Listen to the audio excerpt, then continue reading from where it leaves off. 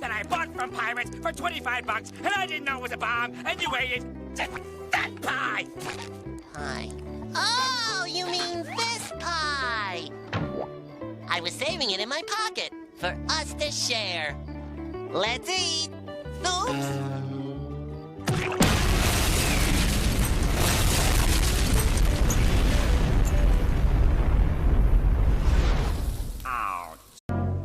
Your attention, please. We have just learned from laboratory officials that the explosive contained in the white mouse is no longer dangerous. And they have assured us the mouse will not explode.